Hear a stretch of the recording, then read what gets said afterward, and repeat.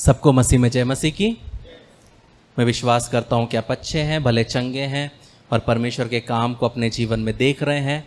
और मैं विश्वास करता हूँ कि परमेश्वर आज अपने वचनों से हमसे बात करेगा। आज का जो मैसेज है वो है निर्गमन 15 उसका 19 से 27 तक, एक्सोडस 15, 19 to 27। वहाँ पे लिखा है, ये गीत गाने का कारण ये है कि फिरौन के घोड़े, रथों और सवारों समेत समुद्र के बीच में चले गए और यहोवा उनके ऊपर समुद्र का जल लौटा ले आया। परंतु इस्राएली समुद्र के बीच स्थल ही स्थल पर होकर चले गए। तब हारून की बहन मरियम नाम नबिया ने हाथ में डफ लिया और सब स्त्री डफ लिए नाचती हुई उसके पीछे हो ली।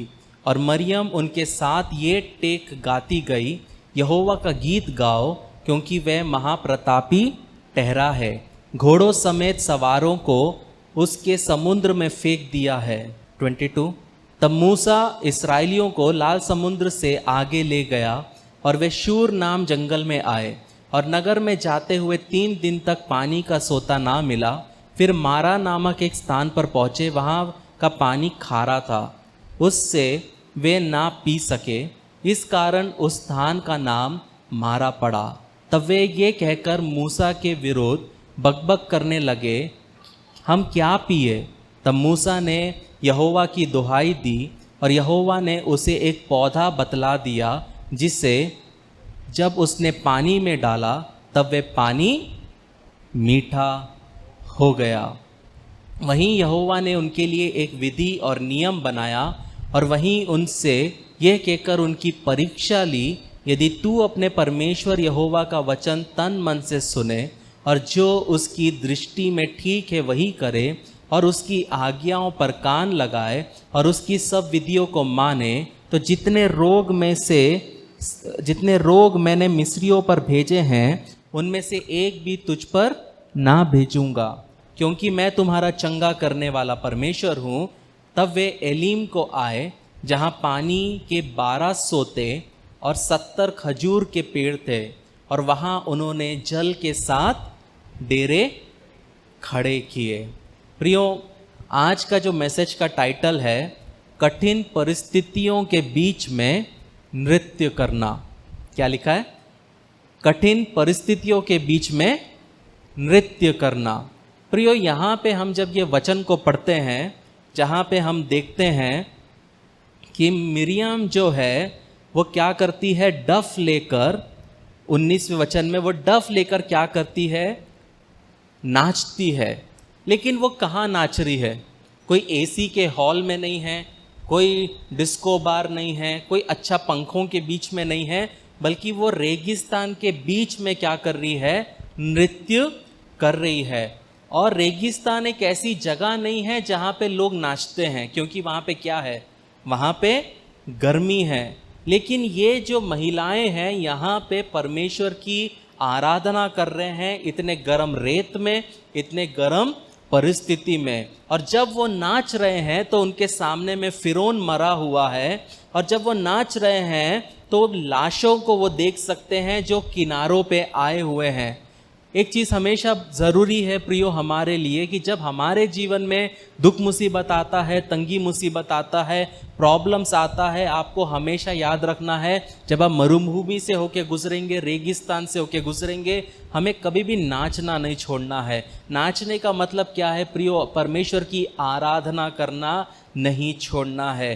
परमेश्वर की आराधना रेगिस्तानों हर परिस्थिति में करना बहुत आवश्यक है। लेकिन यहाँ पे प्रयोग थोड़े ही समय पे हम क्या देखते हैं, पानी के बारे में देखते हैं। और जब हम देखते हैं कि पानी के बारे में, तो वहाँ पे हम लाल समुद्र को भी क्या करते हैं, देखते हैं। तो जब हम बाइबल पढ़ते हैं तो बाइबल में पानी 3 इम्पॉर्टेंट चीज़ों को दर्शाता है। सबसे पहले जब हम देखते हैं वचन में, बाइबल शुद्धिकरण को दर्शाता है। लोग अति पवित्र स्थान में जाने के पहले, टैबरनेकल में जाने के पहले अपने आप को साफ करते थे। दूसरा, पानी दर्शाता है विनाश को।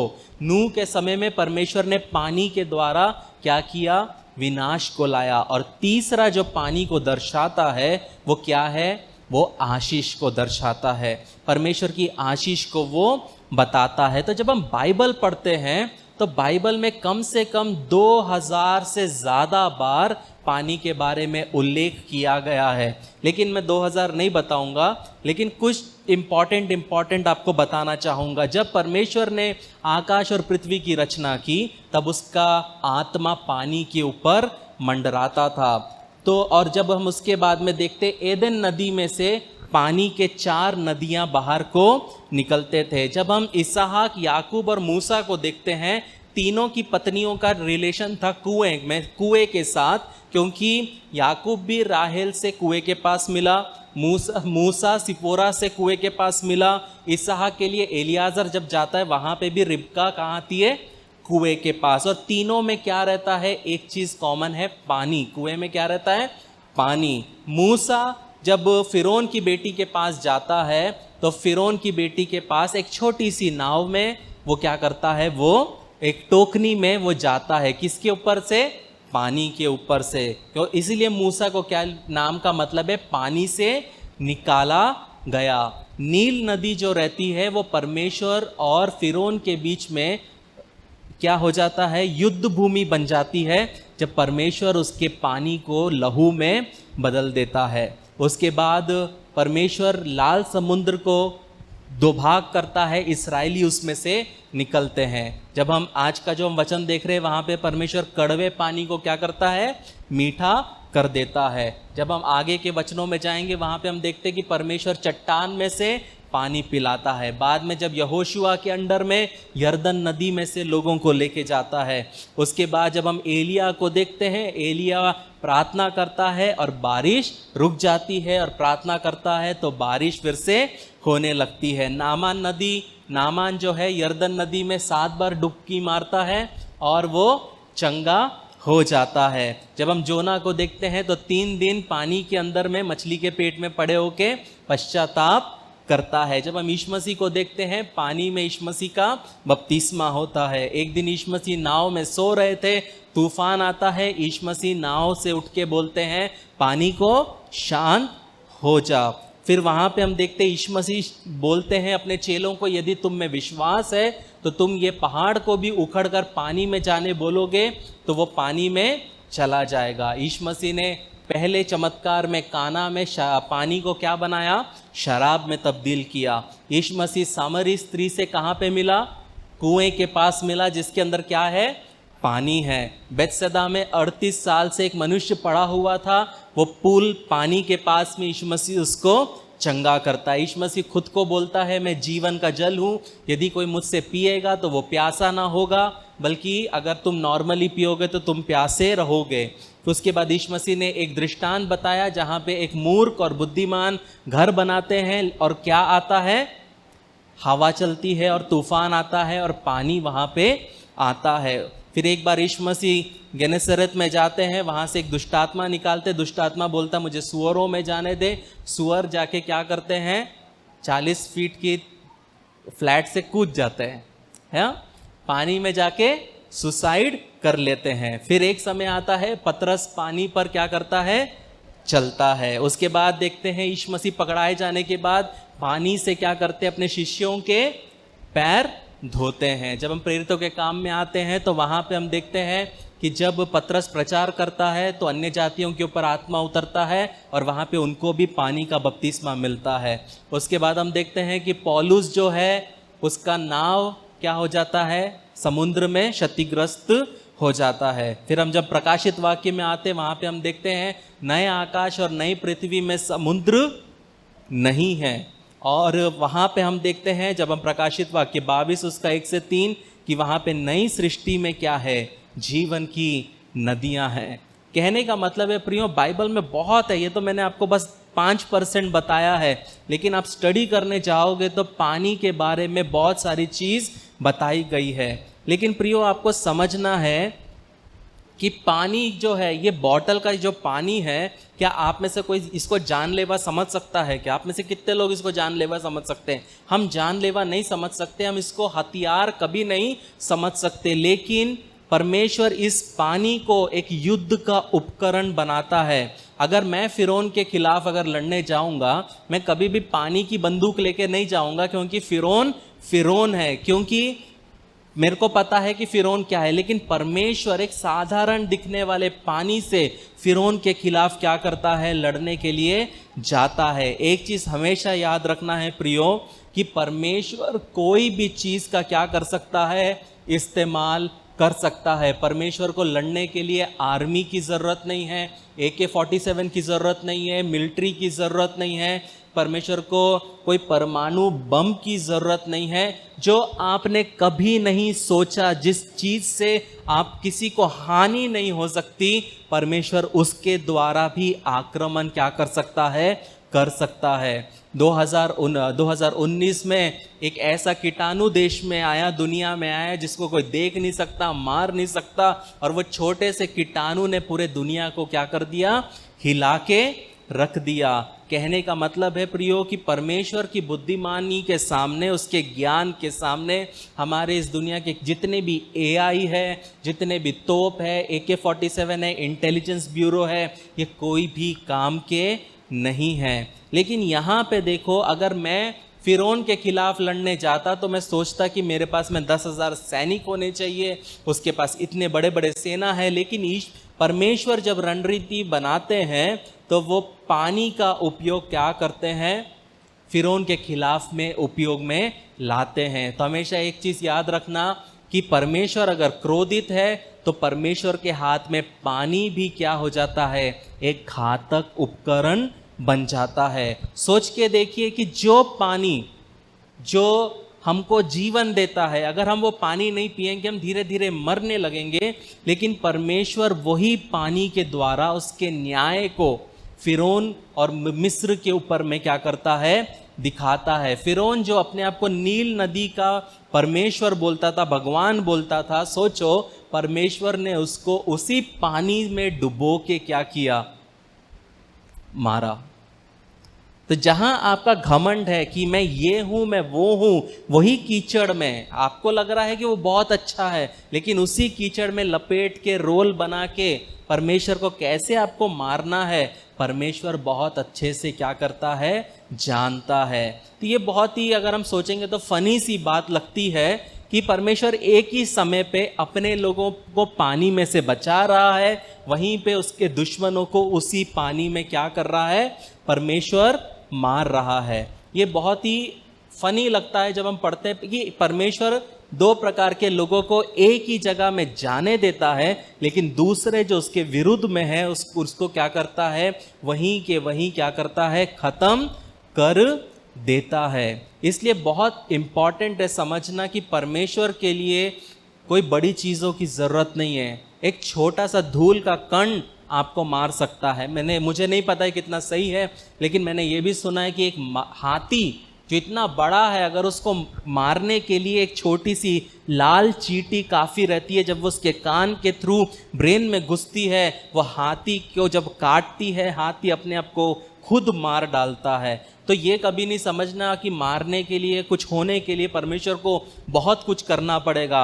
जब याकूब के साथ में मलयुद्ध हो रहा था तो परमेश्वर सिर्फ उसके पैर की क्या करता, हड्डी को थोड़ा सा सरका देता है, और जिंदगी भर बेचारा क्या हुआ, अच्छा भला चलने वाला, अच्छा भला काम करने वाला लंगड़ा लंगड़ा कर चलने लगा। कहने का मतलब है परमेश्वर को कभी भी हमें कम नहीं आंकना है। ईमानदारी से चलेंगे तो परमेश्वर हमारे लिए बहुत अच्छा है, लेकिन अगर हम ईमानदारी से नहीं चलेंगे तो परमेश्वर अपने प्रेम में हमको ताड़ना देगा, ताकि हम और भी उसके वचन के अनुसार चलने वाले बन सके। और परमेश्वर को ये मैटर नहीं करता आप कितने लंगड़ा के चले, आप कितने हकला के चले, आपकी दोनों आंख चले जाए, आपके दोनों कान चले जाए, आपका नीचे से पूरा भाग सुन्न हो जाए, परमेश्वर को ये सबसे कोई फर्क नहीं पड़ता। परमेश्वर को एक ही चीज़ फर्क पड़ता है कि मैंने तेरे लिए अपने पुत्र को बलि किया है और मैं उसको जायज़ मतलब वेस्ट होने नहीं देने वाला। ये चीज़ समझना है। इसलिए जब परमेश्वर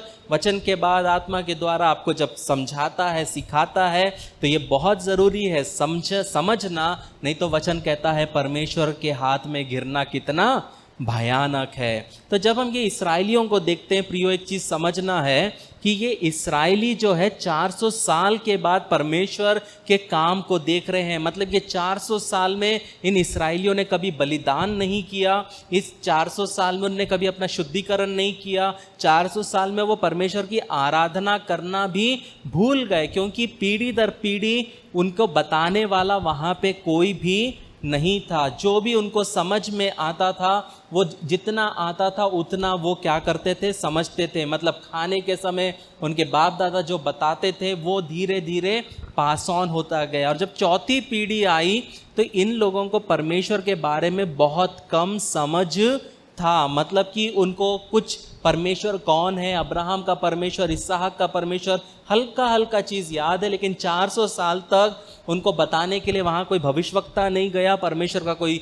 स्वर्गदूत नहीं गया। तो वो वैसी परिस्थिति में वो जी रहे हैं और वहाँ पे देखना है कि उनकी कोई आराधना नहीं हो रही है, परमेश्वर के साथ में उनका कोई संबंध नहीं है। बस जब मेज़ में बैठते हैं, बुजुर्ग लोग बताते हैं कि परमेश्वर ने अब्राहम को बुलाया, वहाँ से इसहाक, याकूब। उस समय में उनके पास में लाठी होती थी और हर एक लाठी में वो लोग नाम लिखते थे।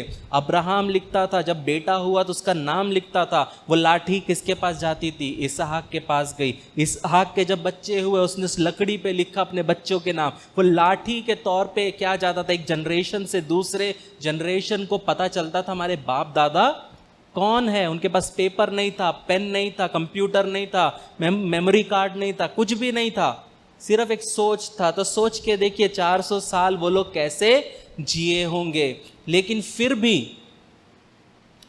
फिर भी जब ऐसी परिस्थिति में भी उन्होंने परमेश्वर को पुकारा, परमेश्वर ने सुना। कहने का मतलब है प्रियो, आप इतने भी दूर नहीं हुए हैं कि परमेश्वर आपकी सुन नहीं सकता। आप इतने भी दूर नहीं हुए हैं कि परमेश्वर आपकी पुकार को ध्यान नहीं दे सकता। हम इतने भी बुरे नहीं हुए हैं कि परमेश्वर हमारी नहीं सुनेगा। हमारे जीवन में इतने भी बड़े कोई पाप नहीं है कि परमेश्वर हमें ठोकर मार देगा। जैसे परमेश्वर ने इसराइलियों की आवाज़ को सुना, हमसे गलती हुई होगी, हमारे जीवन में गलतियां होगी, लेकिन जब हम परमेश्वर को पुकारेंगे वो हमारी क्या करेगा, सुनेगा। ये सोच के साथ मसीह जीवन को जीना हमारे लिए बहुत आवश्यक है। जब हम देखते हैं इसराइलियों को, तो ये 400 साल प्रियो, ये लोग आराम की ज़िंदगी में नहीं थे, लेकिन वो बहुत कठिन भरे ज़िंदगी में थे। और यहाँ पे उनको सिखाने वाला कोई नहीं था। वो फिरौन के जो देवताओं को देख देख कर वो चीज़ उनके माइंड में क्या हो गया, वो घुस गया। इसीलिए जब वो चिल्लाए, परमेश्वर ने चुना, लेकिन जब मूसा पहाड़ पर गया तो जब फिरौन को उन्होंने बोला कि हमारे लिए एक परमेश्वर को बना, तब वो किसको बनाता है? वो एक बाल की देवता को बनाता है। कहने का मतलब है कि वो भूल चुके थे कि परमेश्वर क्या है, परमेश्वर कैसा है। मतलब 400 साल बिना परमेश्वर के, बिना संगति के आप सोच के देखिए कैसी आपकी सोच होगी। वैसे उनकी क्या थी? उनकी सोच थी। कहने का मतलब है प्रियो कि वो परमेश्वर जिनकी उन्होंने 400 साल आराधना नहीं की, और वो परमेश्वर को जब वो पुकारते हैं तो परमेश्वर उनकी सुनता भी है और परमेश्वर उनके लिए लड़ने के लिए भी तैयार हो जाता है। मतलब वो दासों के लिए, वो स्लेव्स के लिए जिनकी कोई नहीं सुनता, जब वो पुकारते हैं 400 साल के बाद परमेश्वर उनके लिए लड़ने के लिए भी तैयार हो जाता है। और परमेश्वर कहता है कि मैं तुम्हारे लिए क्या करूँगा, मैं लड़ूंगा। तुम टेंशन ना लो, मैं रूस की सेना को लाऊंगा। टेंशन ना लो, मैं अमेरिका की सेना को लाऊंगा। ऐसा नहीं है प्रियो। जब परमेश्वर लड़ता है प्रियो, पता है परमेश्वर किससे लड़ता है? कोई तोपों से नहीं लड़ता। परमेश्वर लड़ता है तलवारों से नहीं लड़ता। परमेश्वर लड़ता है मक्खियों को लाकर, परमेश्वर लड़ता है मेंढकों को लाकर, परमेश्वर लड़ता है टिड्डियों को लाकर, परमेश्वर लड़ता है वो ओलों को लाकर, बारिश को लाकर। कहने का मतलब है हर एक वो चीज जो वहां पे हुआ, हर एक वो चीज जो वहां पे हुआ, वो हर एक चीज को वो लोग पूछते थे। मतलब फ्रॉग्स को वो पूछते थे, ओलों को पूछते थे, सूरज को पूछते थे, हर एक वो चीज जिसको वो पूछते थे उसी के द्वारा परमेश्वर ने मिस्र के ऊपर में बड़ी बड़ी 10 विपत्तियां लाई। कहने का मतलब जिसको तुम पूछते हो उसी के द्वारा मैं तुम्हारे ऊपर क्या लाऊंगा, दंड को लेके आऊंगा। और यहां पे परमेश्वर ने उनके लिए क्या किया, एक योजना बनाई कि उनको क्या करेंगे, निकालेंगे। और बाहर निकालने के लिए परमेश्वर के पास हमेशा एक योजना रहती है। हो सकता है कि आप पाप के दलदल में फंसे होंगे, हो सकता है आप गलत संगति में होंगे, हो सकता है आप कोई भी परिस्थिति में क्यों ना हो, अगर वो परिस्थिति के बीच में आप परमेश्वर को अपने आप को दोगे, परमेश्वर उसमें से निकालने के लिए क्या है, सक्षम है। ऐसा कोई फिरौन पैदा नहीं हुआ, ऐसा कोई व्यक्ति पैदा नहीं हुआ, ऐसा कोई साम्राज्य खड़ा नहीं हुआ जिसके विरोध में और या जिसके बीच में से परमेश्वर हमको बचा नहीं सकता। तो जब हम निर्गमन 12 उसका 13 पढ़ते, वहां पे लिखा है, परमेश्वर बोलता है वहां पे कि जिन घरों में तुम रहोगे उन पर वे लहू तुम्हारे लिए चिन्ह ठहरेगा, अर्थात मैं उस लहू को देखकर तुमको छोड़ जाऊंगा। और जब मैं मिस्र देश के लोगों को मारूंगा तब वे विपत्ति तुम पर ना पड़ेगी और तुम नष्ट ना होंगे। यहाँ पे परमेश्वर उनको बोलते हैं कि तुमको चिंता करने की जरूरत नहीं है, आश्चर्य करने की जरूरत नहीं है। मतलब फिरौन से लड़ने के लिए तुमको कोई बुलेट प्रूफ वेस्ट की जरूरत नहीं है, तुमको तंबुओं की जरूरत नहीं है, शरण के लिए कहीं पे जाने की जरूरत नहीं है, कोई दवा की जरूरत नहीं है, मेमने का लहू काफी है। हम जब इस पृथ्वी पे हैं, हमको लोगों की जरूरत नहीं है प्रियो, उसका लहू काफी है हमें सुरक्षित रखने के लिए। लेकिन वहां पे परमेश्वर बोलते हैं कि जिस घर में मैं लहू को देखूंगा मैं उस घर को छोड़ दूंगा। क्या हम में से यहां पे कोई है प्रियो, जब वो आप अपने पुराने दिनों को देखोगे और आप बोलोगे परमेश्वर ने मुझे छोड़ दिया? जब आपको लगा कि अब तो मेरे ऊपर में आईपीसी की धारा लगेगी और आप बिलक के रोए और परमेश्वर ने आपको छोड़ दिया। ऐसी परिस्थिति जब आपको लगा कि दोस्तों ने आपको मार दिया या आपके दुश्मनों ने आपको मार दिया, अब मैं कभी अपनी पत्नी को नहीं देख पाऊंगा, बच्चों को नहीं देख पाऊंगा, हे पिता, हे परमेश्वर, तू कोई भी है, अगर तू है तो काम कर।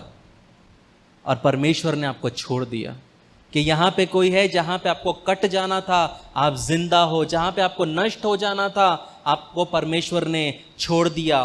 पता है क्यों प्रियो? पता है क्यों प्रियो? क्योंकि परमेश्वर की नजर आपके ऊपर थी प्रियो। आप अज्ञानता में होंगे, आप अंधेपन में होंगे, आपके बुरे व्यवहार होंगे, आप बड़बड़ाते होंगे, आप शिकायत करते होंगे इन मिस्रियों के इन इस्राएलियों के जैसे, लेकिन परमेश्वर ने आपको छोड़ दिया। क्या परमेश्वर को नहीं पता था कि थोड़ा सा आगे जाएंगे पानी कड़वा होगा तो ये लोग कुड़कुड़ाएंगे? पता था। क्या परमेश्वर को नहीं पता आप कुड़कुड़ाएंगे? परमेश्वर को नहीं पता मैं कुड़कुड़ाऊंगा? परमेश्वर को पता है। हम स्वर्गीय स्थानों पे भी बैठ जाए तो, लेकिन हम मनुष्य हैं, मनुष्य होने के नाते में जब हम प्रेशर में आते हैं हमारे मुंह से कुछ ना कुछ निकलता है। परमेश्वर जानता है हमारी कमियों को, परमेश्वर जानता है, परमेश्वर जानता है। लेकिन इंपॉर्टेंट चीज क्या है? लेकिन इंपॉर्टेंट चीज क्या है? वो छोड़ देता है। आज हम में से बहुत सारे लोग जीवित है क्योंकि उसने हमें छोड़ा है। पाप करते हुए, लड़ाई करते हुए, गंदगी करते हुए अगर आज हम जीवित हैं क्योंकि उसने आपको और मुझे छोड़ा है। लेकिन यहां पे आपको देखना है प्रियो कि फिरौन जो है, जो मिस्री जो है, उनको परमेश्वर कैसे नीचे लेके आता है। फिरौन जो है प्रियो, मिस्रियां जो है, वो छोटे लोग नहीं हैं। आज के समय का अमेरिका बोलेंगे तो उस समय का मिस्र था। और फिरौन या मिस्री लोगों का पिरामिड्स आज भी लोग अध्ययन करते हैं कि उन्होंने कैसे बनाया है। वो एक महाशक्ति थी, लेकिन उस महाशक्ति को लड़ने के लिए परमेश्वर किसका उपयोग करता है? साधारण चीज़ों का। परमेश्वर प्रियो, कभी भी किसी को सिखाने के लिए बड़ी चीज करने की जरूरत नहीं है। जब पाप बहुत बढ़ जाता है तब परमेश्वर ने सोदोम गोमरा पे आग डाला, तब परमेश्वर ने इस पृथ्वी को पानी से नष्ट किया। लेकिन परमेश्वर को छोटी छोटी चीज काफी है, छोटी छोटी चीज जो आप सोच नहीं सकते, वो बस हल्का सा खींचेगा, आपका पूरा बनाया हुआ जो भी मेहनत का हर एक चीज तहस नहस हो जाएगा। आपको समझना पड़ेगा कि फिरौन जो था वो बहुत शक्तिशाली था। अगर वो निर्णय लेगा तो मनुष्य मरेगा या तो जीवित रहेगा। उसने निर्णय लिया, सभी बच्चों को मार डाला जाए, नील नदी में फेंक दिया जाए, फेंक दिया। अगर वो निर्णय लेगा तो उसको कोई बदल नहीं सकता। महिलाओं के साथ रेप्स होना है, होगा, लेकिन कोई उनके खिलाफ कुछ नहीं करेगा। अगर उसने निर्णय लिया तो सेनाओं को नष्ट कर देंगे, महिलाओं को जैसा चाहते उसके साथ वो कर सकते हैं। वो निर्णय लेंगे तो पूरे गांव में आग लगा सकते हैं। फिरौन साधारण व्यक्ति नहीं था, इसलिए मूसा जब मारता है तो भागता है, क्योंकि उसको पता है कि फिरौन के सामने तर्क वितर्क नहीं चलेगा, सीधा ये यहाँ पे मेरे का धड़ से अलग करेगा। इसलिए क्या करता है, मारने के बाद सीधा भाग जाता है। और सोचो, ये फिरौन की सेना अगर आपके पीछे है तो आप क्या करोगे। और यहाँ पे इस्राएली लोग लाल समुंदर के सामने खड़े हैं, पीछे से क्या आ रहा है, फिरौन की सेना। फिरौन 600 घुड़सवारों को चुनता है जो सबसे तेज है, जो भीड़ में सबसे ताकतवर है, जो योद्धाएं हैं, साधारण लोग नहीं। और वो क्या करता है, इन 600 के द्वारा ये लाखों स्लेव्स को मारने के लिए पीछे से आता है। और ये साधारण हमला नहीं था प्रियो। जब दूर से 600 रथ अगर चलेंगे तो आप अपने जमीन में वाइब्रेशन को महसूस कर सकते हैं। और यहाँ पे क्या हुआ, जो लोग सुन रहे थे थोड़े समय के बाद सुने, एकदम से क्या हुए, डर गए और व्याकुल हो गए और धीरे धीरे मूसा के खिलाफ कुड़कुड़ाने लगे। और क्या बोले, हमें गुलामी में वापस जाने दो। कहने का मतलब है, महिलाएं बोलती है हमको फिर से बलात्कार होने वाले जगह में लेके चलो। आदमी बोलते हैं जहां हमें सुबह से शाम तक कुत्ते के जैसे, जानवर के जैसे ट्रीट करते हैं, मुझे लेके चलो। कहने का मतलब है, जब आप अच्छे से बेहतर बुरा चुनते हो तो समझना है कि आप डरे हुए हो। जब आप अपनी जिंदगी में जिल्लत को सहना सही समझते हो, जब आप अपनी जिंदगी में गंदगी को उठाना सही समझते हो और आपको फर्क नहीं लगता, आप सब बोलते हो कि ठीक है ना, खराब ही तो है, और आपको चलता है, आप खराब चीज को एक्सेप्ट करते हो, याद रखना है प्रियो कि आप गलत कर रहे हो। परमेश्वर कभी नहीं चाहता कि आप जिल्लत में जियो। परमेश्वर कभी नहीं चाहता कि आप लोगों की गालियां खाओ। मैं 2 दिन पहले HM स्पोर्ट में गया, वहाँ पे कोई नया आया होगा शॉप वाला, 3 लोग काम करते हैं। मैंने उनको बोला मुझे वो दिखाओ, और वो इंसान जिस तरह उनसे बात किया, वो सुन के मैं बता नहीं सकता, मैं सुन्न पड़ गया। और मैं वो छोटी छोटी लड़कियों को, वो लड़कों को देख रहा था कि अपना पेट पालने के लिए, अपना पेट पालने के लिए क्या क्या मेरे सामने उनने इतना कुछ बोल दिया। अगर मैं वो कुछ कर नहीं सकता वहाँ पे, मतलब वो सुन के मेरे आंखों में आंसू आ गए। लेकिन वो उनको वो करना पड़ रहा है क्योंकि उनको 2 वक्त की रोटी कमानी है, क्योंकि नहीं तो घर भूखे रहेंगे। लेकिन वो शायद कुछ और ट्राई नहीं कर रहे, मैं नहीं जानता, मैं जज करने वाला कोई नहीं हूं। लेकिन जब भी आप अपनी जिंदगी में अच्छाई को छोड़कर बुराई को चुनने के लिए रेडी होते हो, मतलब आप गलत हो। परमेश्वर कभी भी वो चीज को नहीं चाहता प्रियो। और यहां पे देखना प्रियो, 600 लोगों के साथ फिरौन की सेना आ रही है और परमेश्वर क्या करते हैं, उनको रोकते हैं। परमेश्वर चाहते तो आने दे सकते थे, परमेश्वर एक भवंडर को लाते हैं, रात भर फिरौन की सेना उस भवंडर को पार नहीं करती, और परमेश्वर एक हवा को चलाते हैं, और वह हवा के द्वारा जब सुबह होता है तब वहां पे सूखी जमीन दिखती है। और वहां पे क्या होता है प्रियो, मूसा आराम से चलने लगता है, और मूसा और उसके साथ के लोग वहां पे क्या करते हैं, उसमें से निकलने लगते हैं। लेकिन परमेश्वर यहाँ पे एक चीज सिखा रहा है, ये समुद्र जो है ये तुम्हें अलग कर रहा है मिस्र से। आपको पता है अगर वो लोग चाहते तो बिना लाल समुंदर के 10 दिन के अंदर वो कनान देश में पहुंच सकते थे, लेकिन परमेश्वर ने समुद्र का रास्ता चुना ताकि उनके दिमाग में एक चीज आए कि कल जब उनको याद आए कि वहाँ के लहसुन कितने अच्छे, वहाँ की सब्जियाँ कितनी अच्छी, तो वो जा ना पाए, क्योंकि उनके दिमाग में ये रहने पाए कि लाल समुंदर है। कहने का मतलब है प्रियो, परमेश्वर जो है अलगाव को लाने वाला परमेश्वर है। जब हम परमेश्वर को अपनाते हैं, परिवार हम दूर कर देते हैं, सोसाइटी हमें दूर कर देता है, लोग हमारे बारे में बुरा बोलते हैं, हमें अलग करते हैं। परमेश्वर को जब आप चुनोगे, यीशु मसीह को जब आप चुनोगे, तो वो आपको क्या करेगा, अलग कर देगा। लेकिन यहाँ पे हम देखते हैं प्रियो कि ये पूरा मिस्र के लोग, इस्राएली लोग उसमें से निकलते हैं, समुद्र पार कर रहे हैं।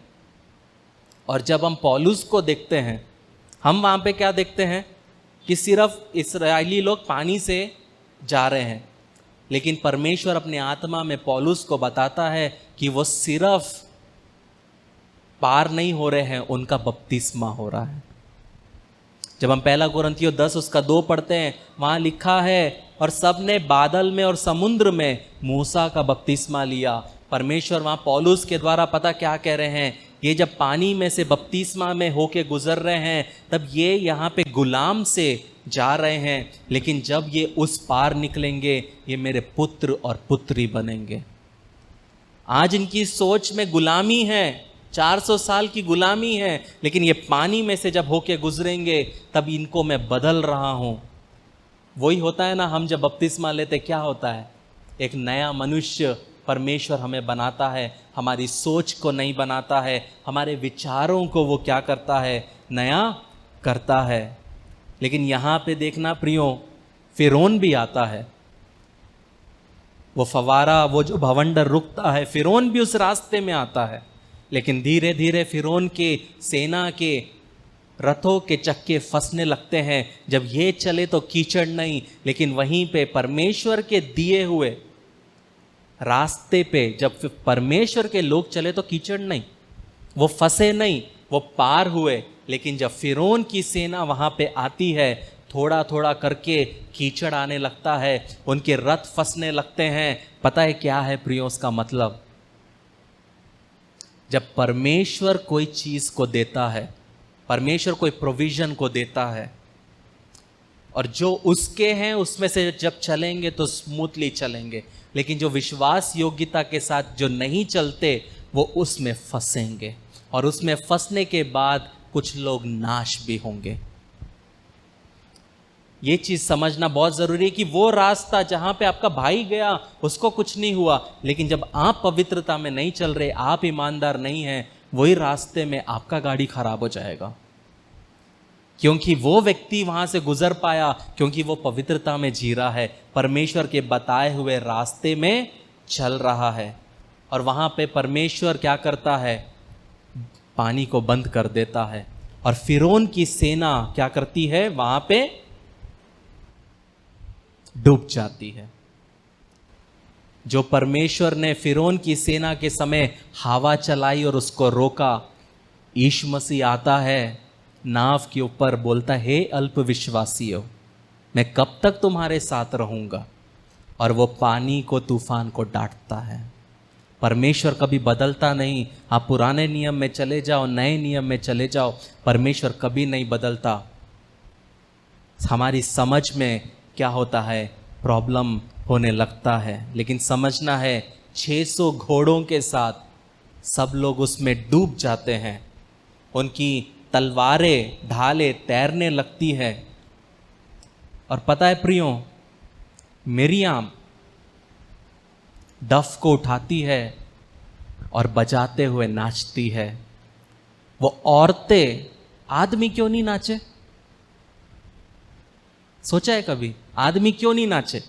मिरियाम और उसके साथ औरतें नाचते, आराधना करते। पता है क्यों?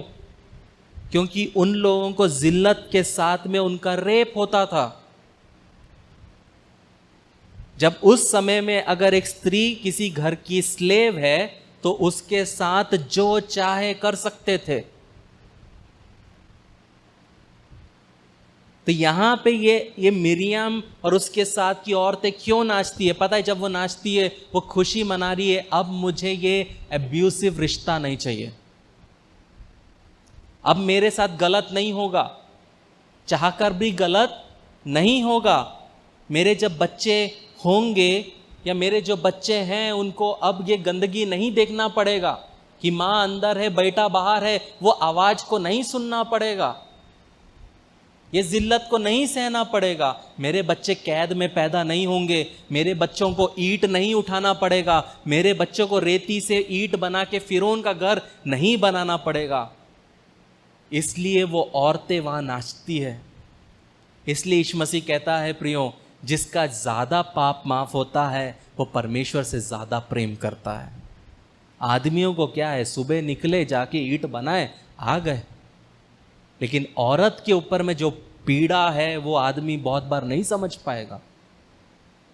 लेकिन वहां पे उनका वो रोना वो दिखाता है, उनका वो आराधना दिखाता है कि परमेश्वर ने उनकी प्रार्थना को सुना, उनके आंसुओं को देखा, और परमेश्वर ने वहां पे एक भी व्यक्ति को नहीं छोड़ा कि वो वापस जाके बताए क्या हुआ। इस तरह परमेश्वर ने क्या किया, उनको नष्ट किया। कहने का मतलब है प्रियो, सोचो, जो आदमी लोगों ने औरतों के ऊपर खड़े हुए, उन्हीं आदमियों के लाशों के सामने परमेश्वर ने उन औरतों को नचवाया।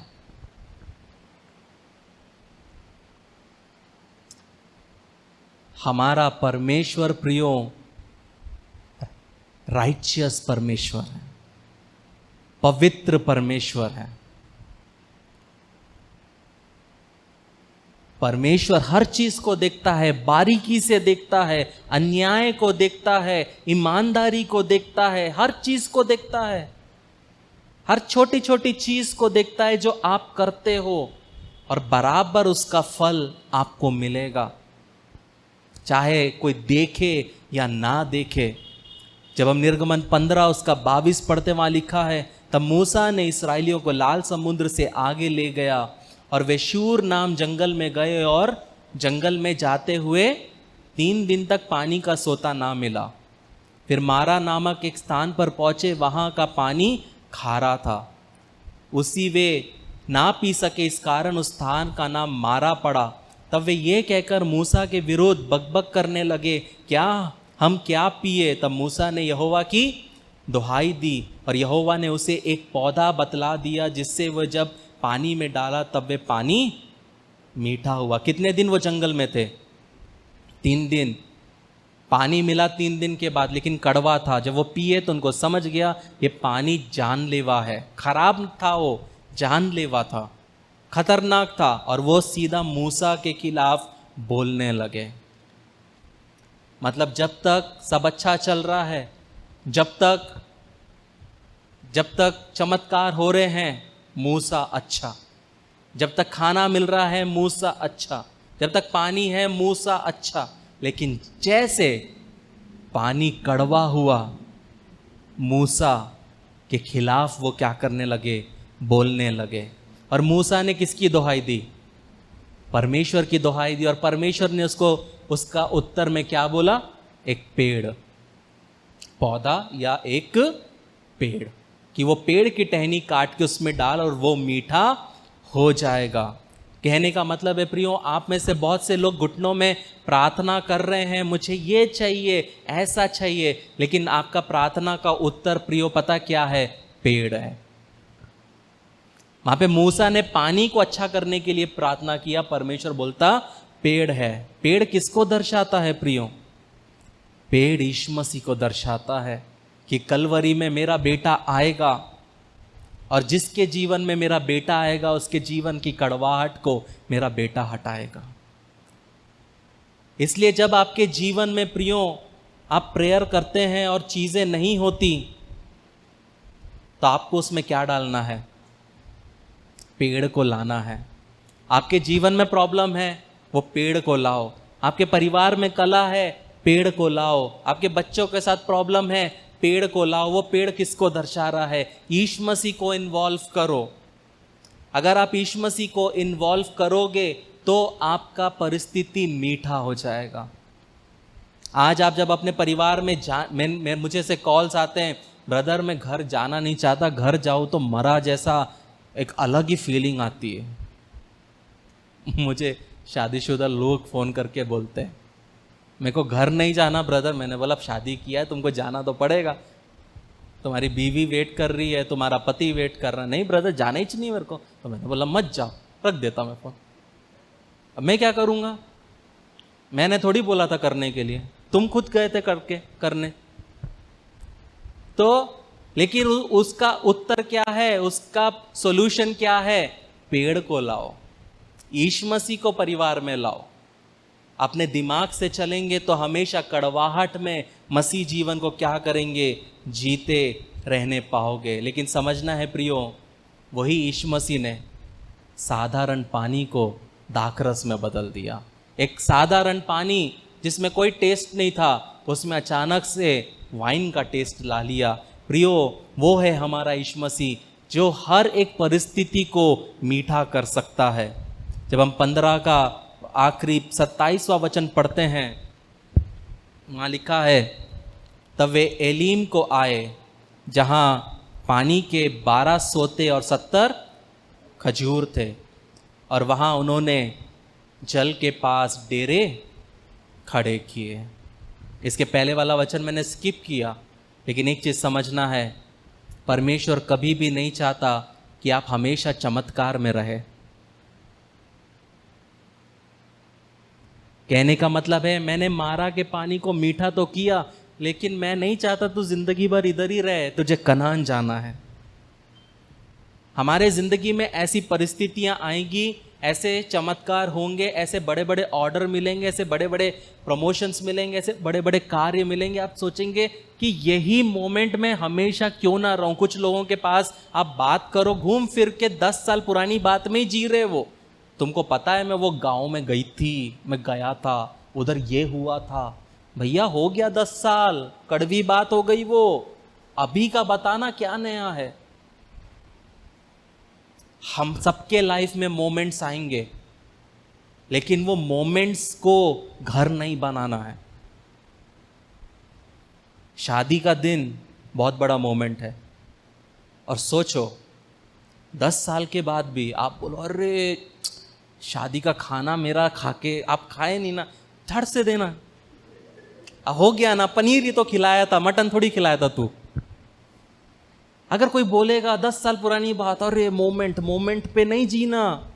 मोमेंट परमेश्वर थोड़ा सा हमको देता है ताकि आगे में जो रेगिस्तान है उसमें थोड़ा सा मोर, हाँ ये अभी मेरे को खजूर मिल रहा है, नेक्स्ट टाइम खजूर का केक मिल सकता है। तो यहाँ पे परमेश्वर क्या करता है, मारा के पानी से उनको लेके जाता है एलीम। और जब एलीम में जाता है तो वहाँ पे क्या होता है, वहाँ पे 12 सोते और 70 खजूर के पेड़ दिखते हैं। अब समझना है आपको कि यहाँ पे पहले से कोई था। क्यों पहले से कोई था? क्योंकि नदी खुद से आती है, समुद्र खुद से बनती है, कुआं खुद से प्रत्यक्ष नहीं होता। होता है क्या एंजल? कुआं खुद से बन जाता है? नहीं बनता ना, मतलब कुआं खोदना पड़ा। मतलब जब परमेश्वर अपने लोगों को लाया, पहले पानी दिया, कड़वा दिया, वहां पे परमेश्वर ने एक मोमेंट को बनाया, छुटकारे को दिया, लोगों ने पानी पिया। फिर परमेश्वर लेके गया एलीम में, और वहां पे क्या हुआ, कुआं खुदा हुआ। और खजूर के एक पेड़ नहीं, 7 पेड़ नहीं, कितने? 70 पेड़। मतलब परमेश्वर ने उनको डेजर्ट के बीच में, रेगिस्तान के बीच में छोटा सा रिजॉर्ट दे दिया।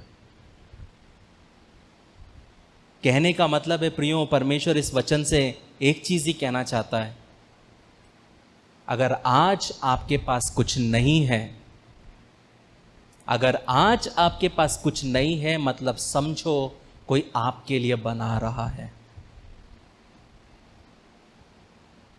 अगर आज आपके पास घर नहीं है तो समझो कि परमेश्वर मेरा घर किसी और से बनवा रहा है और रेडी नहीं हुआ है। अगर आज आपके पास गाड़ी नहीं है तो समझो आपकी गाड़ी जो आपके लायक है वो मॉडल बनी नहीं है। सोच बनाओ, बेहतर बनाओ। जो गाड़ी आपके लेवल की है, मारुति या टोयोटा निकाला नहीं है, इसलिए नहीं है मेरे पास। मतलब जो घर आपने बनाया नहीं, जो खेत में आपने बीज बोया नहीं,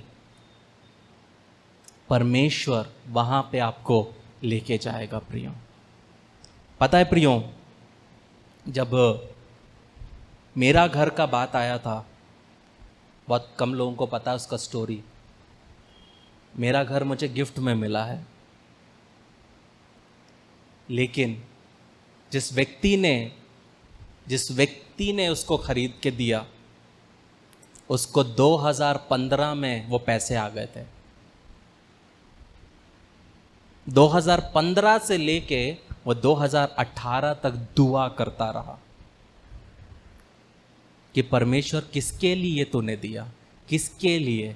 और जब मैं सामने आया, परमेश्वर बोला ये, मतलब 2015 में जब मैं सिंगल था, जब मैं अपनी माँ के घर में था, बाप के घर पे था, परमेश्वर ने मेरे घर का इंतजाम कर दिया था। कितने लोग समझ रहे मैं क्या कहना चाह रहा हूं? मैं नहीं समझ पाया, तब नहीं समझ पाया हूँगा, लेकिन घर बनाने वाला परमेश्वर है, आशीषों को देने वाला परमेश्वर है। लेकिन किसको मिलेगा?